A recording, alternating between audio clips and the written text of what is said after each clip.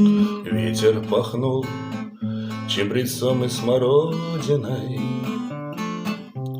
День засиял белым светом берез. Эта земля называется Родиной. В этом краю я родился и рос. Вот и моя деревенька-крестьяночка. Жаль, что пошел дом родимый на слом.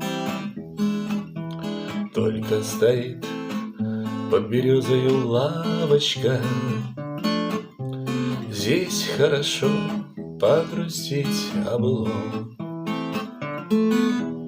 Много дорог в жизни мной было пройдено.